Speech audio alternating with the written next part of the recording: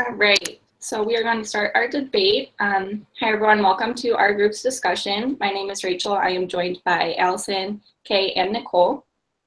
We'd like to start by thanking everyone for watching, and we look forward to hearing your debate. I'm going to go ahead and share our presentation that we created to go along with our discussion.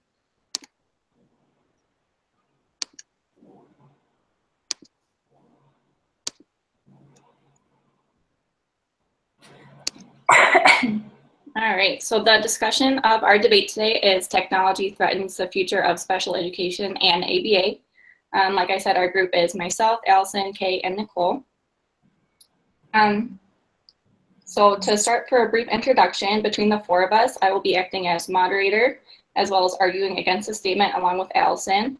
Allison will be providing some research and explaining visuals. And then arguing in support or pro of this statement will be Kay and Nicole, with Nicole providing visuals and Kay providing some main points against the use of technology in special education and ABA. So now for a brief introduction to our topic. As I previously mentioned, we are discussing the use of technology in special education and ABA. Of rapid technological advances, which is something that we cannot ignore. Children appear to learn how to navigate iPads before learning how to tie their shoes or any other sort of self-help task. They can navigate cell phones before learning how to read. There is no ignoring the popularity of computer games, phone applications, YouTube videos. Technology is here and it's not going anywhere. However, what role should technology play in the field of special education and ABA? In 2014, the Center for Disease Control, the CDC, released data that 1 in 68 children in the United States will be diagnosed with an autism spectrum disorder. With this number continuing to grow, there is increasing need for services, including special education and therapy, such as applied behavior analysis. ABA is still a relatively new treatment, but it has been rapidly growing, and more studies are being published proving its effectiveness, especially in early intervention. A study conducted by Burning Glass found that the demand for board-certified behavior analysts is increasing and has actually doubled from 2013 to 2014. While demand for all credential titles, including registered behavior technicians and board-certified assisted behavior analysis, the demand has been highest for board-certified behavior analysts. So with the growing field of technology and growing field of applied behavior analysis, partnered with the growing prevalence of autism spectrum disorders, what role should that technology play in the delivery of services? The four of us have all conducted research prior to this debate and have assembled a list of main points that we would like to discuss.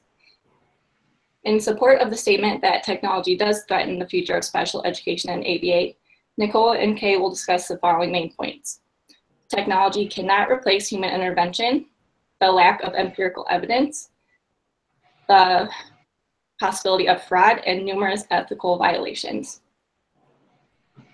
To provide information in support of the use of technology in special education and ABA, myself and Allison will be discussing the following: teletherapy or tele-ABA, online resources for self-management and social skills, assistive technology, and temporary instructional aids.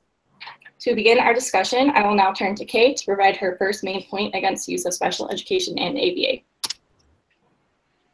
Greetings to all. I will first talk about how technology cannot replace human intervention.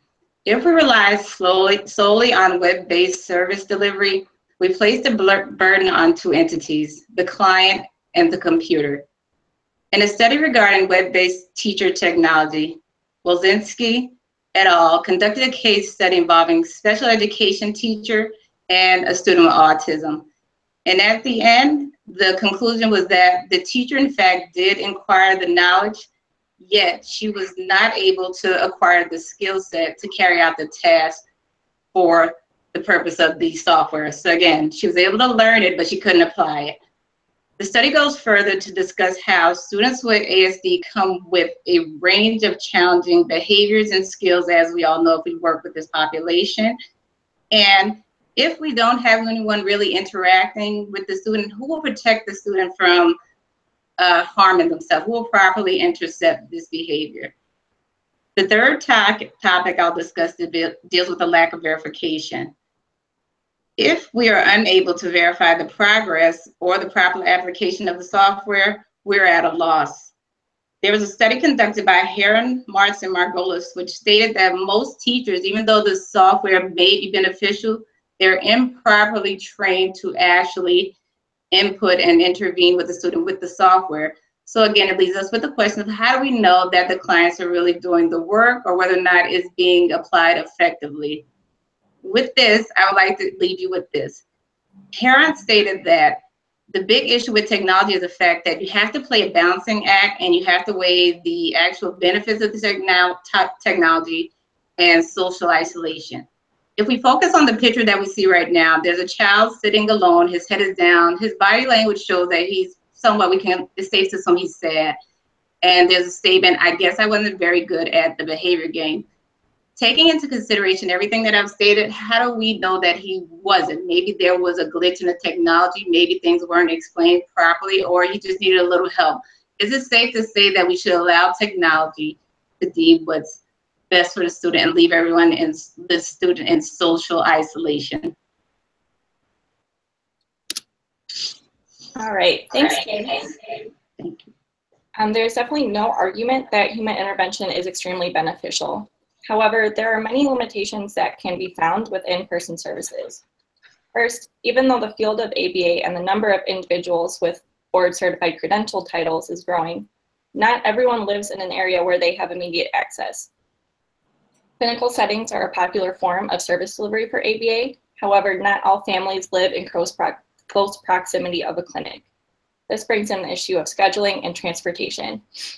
For example, if a family consists of two parents, the child with ASD, and another child, the family has to worry about the transportation and daily schedules of 4 people.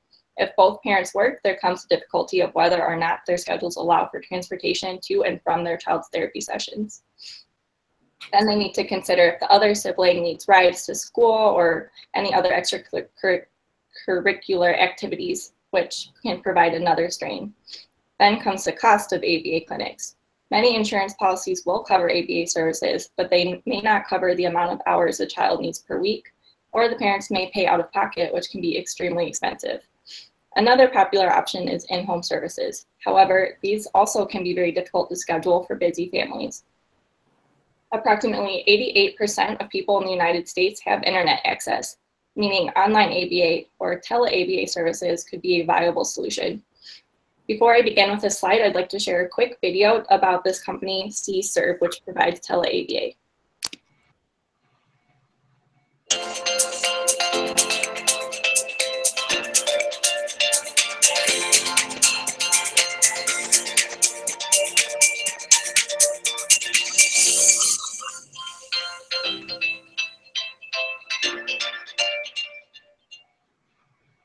All right, so the company is C-Serve. Their basic slogan is expanding access to ABA therapy, one video conferencing session at a time.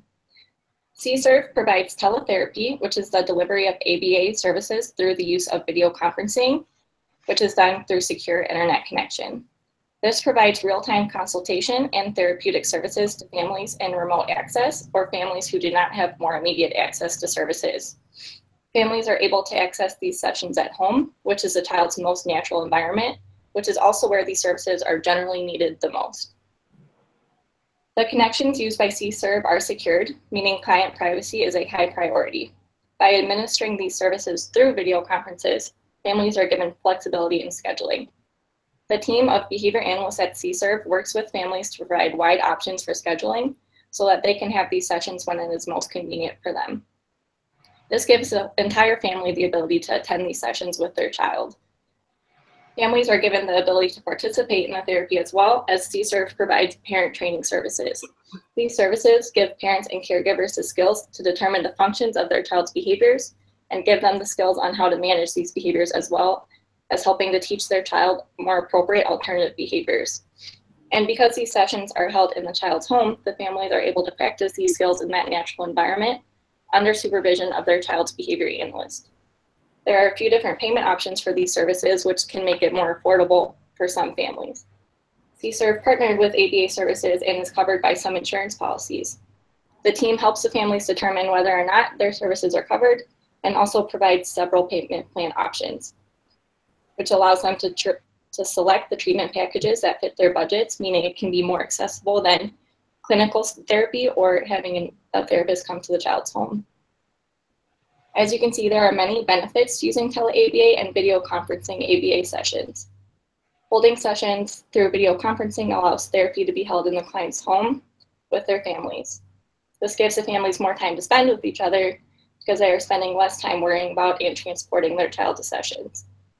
The video conferences also allow for parent training and constant parent participation, which is an important part of ABA. The child is in their most natural environment, which allows for practical application of skills being targeted during their sessions. Any family can access these services so long as they have internet access, which solves the problem of not living near an ABA clinic or within range of traveling and home behavior technicians. It eliminates the hassle of transportation and scheduling, which is very important for busy families. I would now like to hand things back over to Kay, who will address the issue of lack of individualized empirical evidence. Thank you. As discussed, I'm going to discuss the lack of individualized empirical evidence, and with that, I want to focus on individualized. Both special education and ABA work because student plans are, in fact, individualized. Technology should not come with a failure to meet student needs. Parents stated that the limits of with technology stem from two reasons: not being able to provide meaningful progress, nor be able to develop targeted skills. So then comes the question whether or not we're going to focus more on the popularity and the cost of effective technology claims, or do we continue to focus on the individual progress of the student? Heron discussed an IEP. An IEP is an individualized education program that's used in special education. He stated that most of the software that is used in IEPs contains statements and goals that are weak, boilerplate language, and a lack of objective measurement.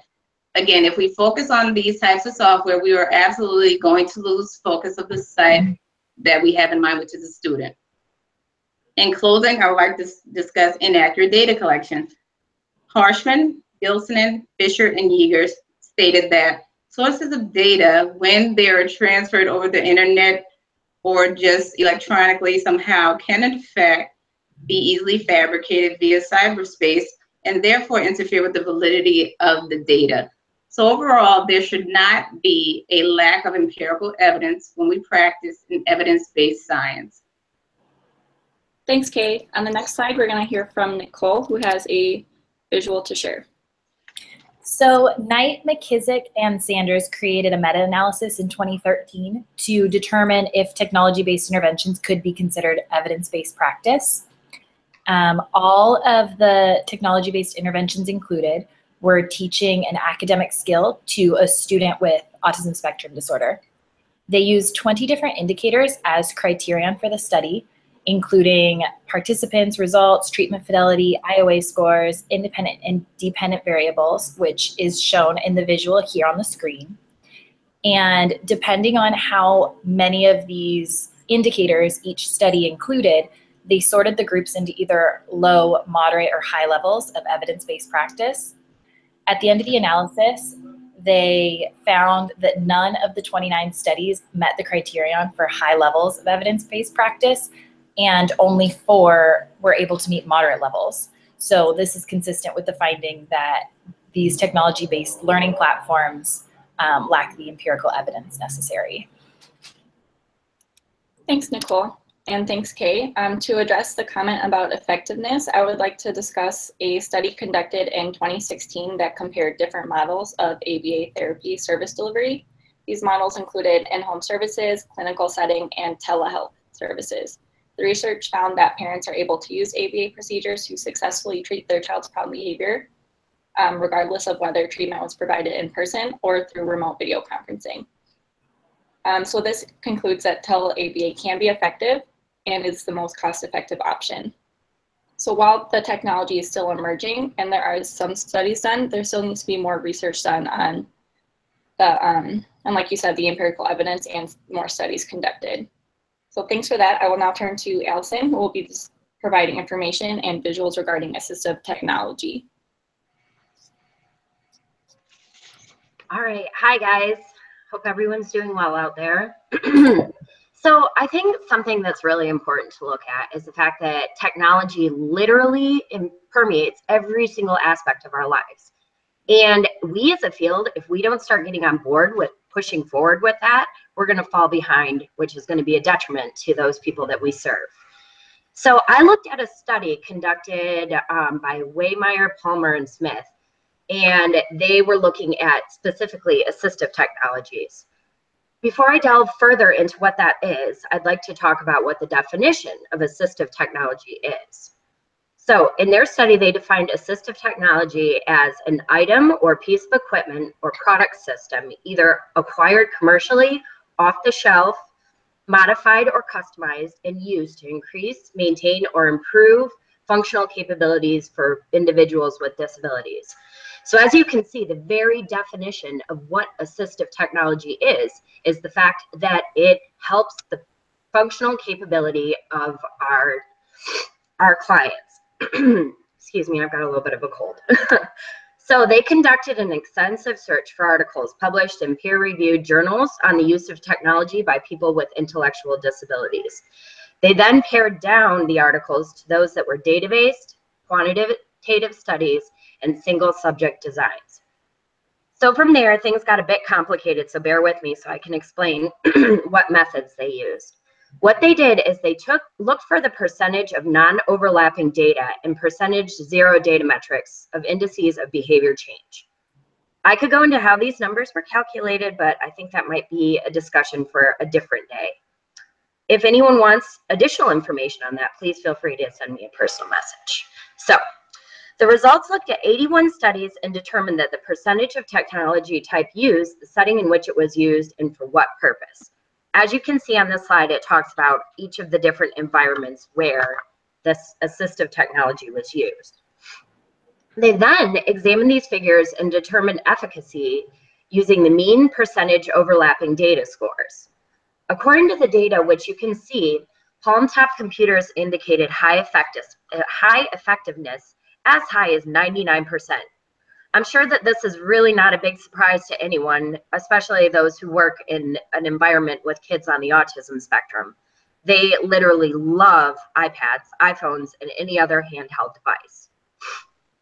Auditory prompting devices, electronic devices, video devices, and augmentative communication devices all fell between 80 to 99%.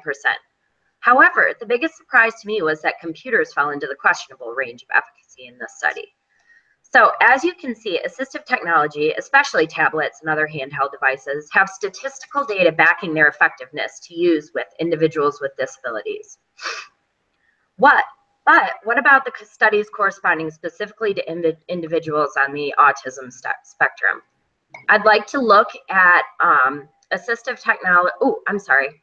We'll wait on and go on that to the next time. Okay, sorry about that, Allison. No, that's no problem. Thank you for providing that information on assistive technology. You are definitely right, and there's no arguing how much of our children that we work with love using this type of technology. So why can't we put it to use in helping them through their services and special education? So I would now like to turn back to Kay as she presents her final point in her argument against technology in special education and ABA. Okay, I'm going to begin and conclude this about the factor of fraud. Fraud is all around, as we know, when we deal with the internet. And the fact that it leaves the road open for non-certified behavior analysts, false claims in terms of people saying that a program is effective or ABA-based treatments, and also the lack of safeguards to protect clients and students. Some of the causes, for some reason on the internet, whatever they come across, when people look at the internet and things that they see, they fail to use their critical judgment and believe any claims that they may have come across just because someone comes off as being professional. And this was noted by Harshman. There's also an article written by J. Michael Spector, and he wrote about ethics and technology and stated that there are far too many violations pertaining to education, technology makers, professionals, and scholars when it comes to dealing with technology, software, and just ethical claims, that they're just constantly false claims being made that do not have the proper backing. And lastly, I'll discuss the lack of safeguards. Software developers do not have any type of ethical guidelines. Their purpose is to make money and sell the software by any means necessary. And with that, clients are not protected, and there's very little incentive for anyone to verify anything. Although beneficial, technology has created a new form for people to victimize clients, and therefore it is seen as a gift and a curse. Thank you. Thanks, Kay. I think you definitely brought up some very important points, and as technology is growing in the field, it's definitely something that should be continued to be worked on and studied. Now I'd like to turn back to Allison to discuss the final points against in support of technology in ABA and special education. All right, so in this section, I'm going to look at temporary instructional aids, specifically prompting devices, video-based instruction, very briefly since we've already covered that, computer-aided instruction, and then the emerging field of virtual reality and robotics. So for auditory prompting, all 4 individuals were taught in the study that I surveyed. They were all taught to use the prompting system, and they saw significant decreases in appropriate and off-task behavior. 3 of the students used the auditory prompts exclusively in the classroom setting, and the 4th used it both at home and in the classroom.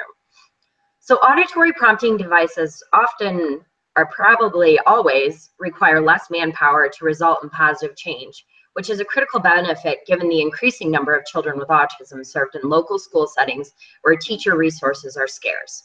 In addition, modern auditory prompting devices, such as pagers, portable CDs, and MP3 players, are small and unobtrusive and also inexpensive.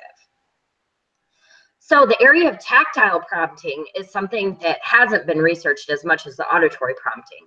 And in the study that I looked at, they were looking specifically at the gentle reminder tool. This was used to target verbal initiations of students with autism. The tool was set to vibrate for several seconds after a preset elapsed interval. This tactile prompt was compared to no prompting in verbal prompts in a multi-element design. Compared to the other prompting conditions, tactile prompting resulted in significant increases in verbal initiation. Another system was enacted, extending the first study and attempting to fade tactile prompts in terms of frequency. The prompt fading only equated to partial success, though, for one of the 2 participants. So moving on from there, I'm just going to look very briefly at video technology. So this is probably one of the most readily available technologies for parents, educators, and clinicians. And as we saw from the example provided by Rachel, there's some huge leaps and bounds that are being made in this field. It's also portable, economic, and easy to operate. Videos have been proven exceptionally useful as a tool for modeling appropriate behavior, providing feedback, and as a medium for presenting basic instruction that many children find engaging. Video modeling has a proven track record of teaching children with autism the following skills: purchasing skills, conversational skills, task fluency, increased play-related statements, improved social communication, daily living skills, improved perception of emotion, spontaneous requesting, encouraging social initiations, increasing imaginative play, and teaching perspective taking. Wow, tongue twister there. Okay, so from there, I'm going to move over to the computer-based interventions. So these are one of the most studied technologies, and it's kind of counter to what the following study had found, but they have proven extremely successful as well, especially the handheld variety. So one only needs to really go as far as the first school in their area for autism to see the indisputable proficiency and interest individuals on the spectrum have with technology. Parents and clinicians regularly report that children with autism specifically are drawn to these devices. Researchers have also noted the importance of devising treatments that take advantage of this fascination.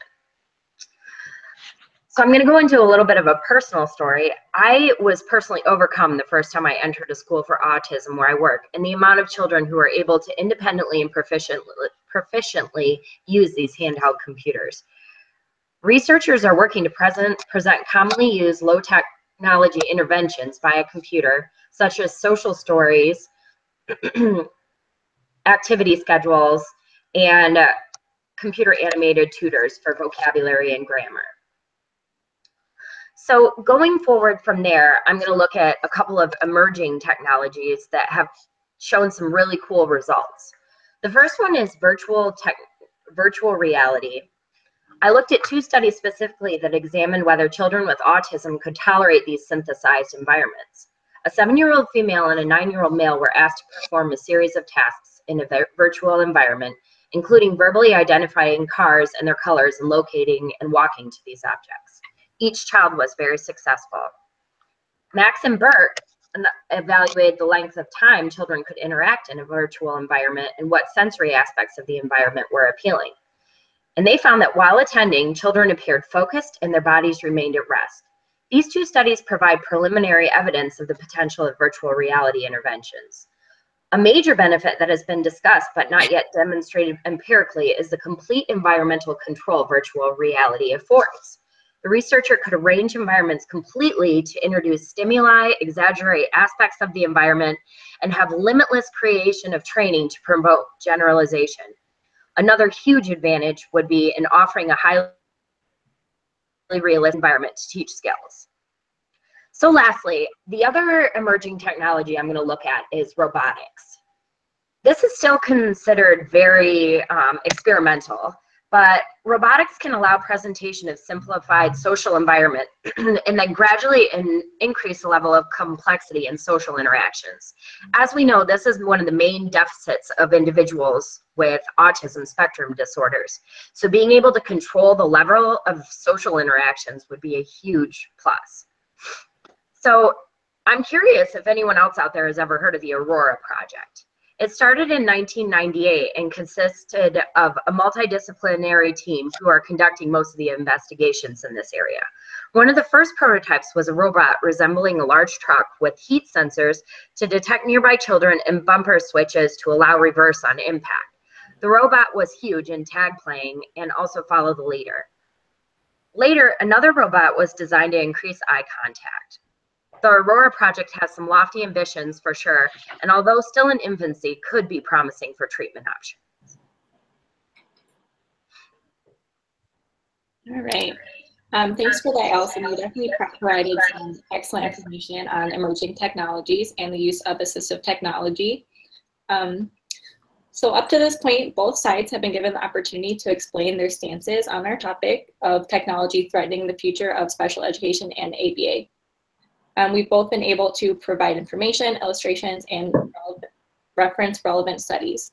Now I'd like to move our discussion to the topic of ethical considerations regarding the Professional and Ethical Compliance Code for Behavior Analysts. I would like to allow Kate to bring up her ethical concerns. The ethical issues that I found, although there were many that I narrowed down for the sake of this debate, were 1.04 integrity, 2.0 responsibility to clients, 2.07 maintaining records, 4.07 environmental conditions that interfere with implementation, and 7.02 violations by others and risk of harm. I will not go through every code word for word, however, I will briefly link it and the points that stand out. So with integrity, the fact that the behavior analyst should be truthful and honest, and also try to protect the client from any fraudulent matters that would be illegal. This is a huge responsibility. So if we just randomly pick technology to work with clients, we're absolutely doing an injustice to our clients. 2.0 and 2.07, I'm going to talk about those together. This is pretty much stating that we have a responsibility to operate in the best interest of our client and also maintain proper records with 2.07. This is absolutely true and in our ethical guidelines. How can we ensure that with confidence if we're relying solely on technology, that the client is being protected, that we are taking efficient data, or the person that is representing ABA is doing so? And if we leave a child alone with the computer or just a person that isn't properly trained, this cannot happen, thus creating another ethical violation. Lastly, with 7.02 and 4.07 environmental conditions and ethical violations, when we rely on technology and the computer, we cannot guarantee that the child's in a proper environment. Even for the sake of teaching, the environment is very important. Therefore, we need to be able to better monitor the environment and those around them and the ongoings with the technology usage. Thank you. Thanks, Kay. I think you definitely selected some appropriate codes and described them very well. Moving on to the con side, I would just like to bring up a couple of the codes that I found in support of the use of technology.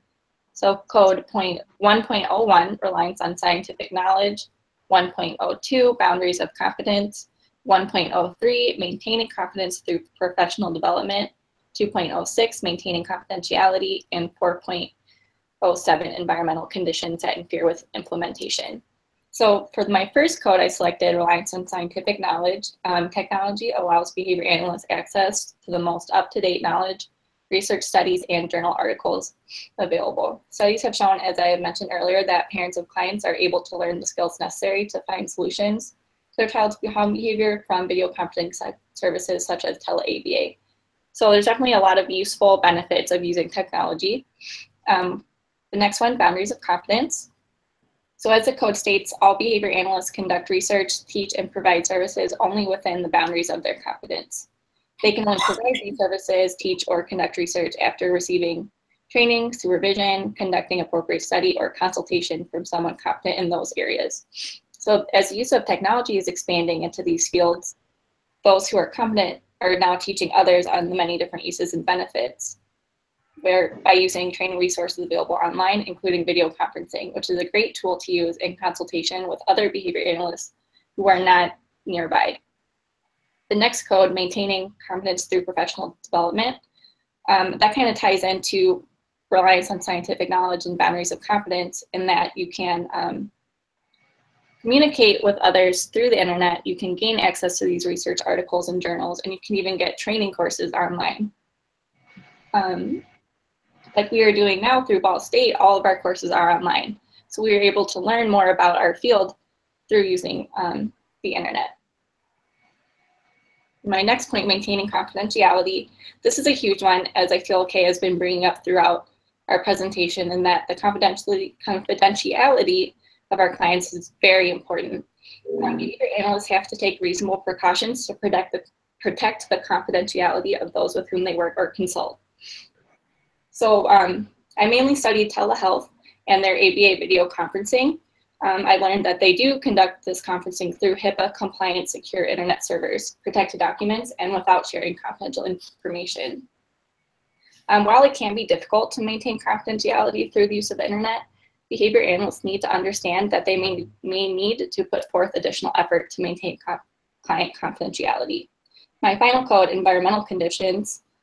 With tele-ABA, services are delivered through video conferencing, meaning it is unlikely that, short of power outages, that environmental conditions would interfere with implementation of services. All right, now I'd like to move on to the next slide, where Nicole will be providing information on the visual of ethical considerations. All right, so in this visual, it explains basically the ideal situation for an ethical framework in using technology in the educational field. It breaks down the major components into the people, values, and ethical principles involved. And in this ideal situation, all individuals, the creators, interventionists, and learners would be involved in developing, implementing, and learning through the platform.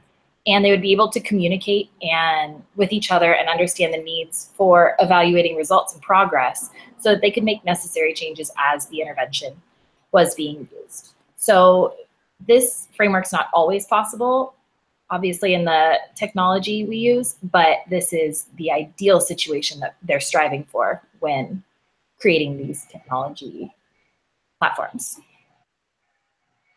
Thanks, Nicole. Now I'd like to move our discussion to some final questions. Our first question, what strategies would you recommend to a BCBA to ensure the technology they are using with a client is an appropriate match?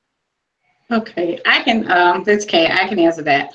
Pretty much, I think it's simple. As a BCBA, I think that you should always keep in mind our ethical code and do our investigating. Make sure that the technology will, in fact, properly serve the client and has a proper safeguards to make sure there aren't any confidentiality breaches of that or anything of that nature. Thanks, Kay. Question number 2, how do you balance client independence and technology? Is it better for clients to be prompted by technology or a person? I'll be answering that question. So it's a really interesting question to think about. When I think about independence, it means operating by one alone, being able to do things by yourself to better your own life, and being able to go out into the world and function without the help of somebody else. So to me, aiding that independence with technology as opposed to another person, specifically, for instance, with the prompting devices, that actually helps independence, in my opinion. I feel like that is, it enables people to actually go out and function without having somebody else behind them making sure that they are all right. So I guess to me, in the question, is it better for clients to be prompted by technology or a person? If we're talking about independence, technology is definitely the way that I would think the prompting should go. All right, thanks, Allison. For question number 3, does the use of technology undermine socially relevant needs of individuals with ASDs? I can answer that one. I think that there are some situations where it does undermine their needs. In the special ed classroom I work in, they use computer programs for most of their math and grammar learning. And the programs are able to individualize their learning needs. But for children that are reinforced mostly by attention, it's difficult for them to gain that social attention that they need to continue to be motivated to work when they're just using this individualized platform of technology. Thanks, Nicole. Our final question, I think everyone has an answer to this one. Do you have any personal experiences related to this topic you would like to share? Nicole, if you want to go ahead and answer first. Sure. When I run home sessions, we use a lot of video modeling for teaching self-help skills. And I find that kids, the clients we work with, absolutely love it. We record them doing the skill, and then they get to watch themselves performing it, and they want to imitate themselves, and they're very motivated to watch the videos. So I find that in that situation, the technology is very helpful to them working towards their goal. Thanks, Nicole. Allison, I believe you had an answer as well. Yeah, I did. I know that in this debate, I have been going for the other side the entire time of being pro-technology, but I know that I brought up the example of the kids in the autism school that I work at and how proficient they are on their iPads and tablets. However, it's also kind of scary because you can see that there's such a preference for being in that environment and having their face in these electronics versus actually interacting with the world around them. So whereas I think that these technologies can be really helpful to their growth and their skills, they can also be a huge detriment. Thanks, Allison. And Kay, you had a story to share as well? I do. I have a story, and it's pretty much the downside of technology, unfortunately. I work at an alternative special education high school, and there's a lot of challenging behavior. And at one point, the teachers were doing well trying to balance managing behavior and also teaching. However, we implemented a lot of tech programs that were based on technology for subjects such as science, reading, and math. And it caused the teachers to become lazy, for lack of better words, and they pretty much stopped teaching and used the software as a babysitting service so that they wouldn't have to deal with the behaviors, unfortunately. So it's more a tool to pacify the kids until the time passed, and it's sad. Thanks, Kay. Yeah, I could definitely see that. I also have some personal experiences using technology. We do a lot of video modeling at my work, which is an ABA clinic. I had one client who was starting to enter public school, and it was really important for us to teach him some social skills. So we would video him, you know, talking to other clients appropriately and not appropriately, and he would have to watch each video and tell us which one was appropriate or not appropriate. We also used video modeling to teach him how to play tag and other sort of recess games. We also use it as a way of like self-management. So the same client would have a lot of kind of aggressive problem behaviors. So we would record him when he was tense, and then when he was doing all right, when he was appropriately asking for help. And then we would show him the videos, and he would be able to tell us, you know, what was going on, what he was feeling, and we use that as a way to manage his behaviors. But I've also seen the downside where all the kids want during the day is their iPad. They don't want to go play with anyone, they just want the iPad. So there's definitely two sides the use of technology, and I think we've all explored that during our discussion today. So in conclusion, I want to thank all of my group members for their time, information, and participation today. Both sides provided great and useful information regarding their stance on the use of technology in special education and ABA. Before we conclude, does anyone have anything else they'd like to share? No. All right, awesome. So thank you all for watching. And our final slides are just going to be our references that we used.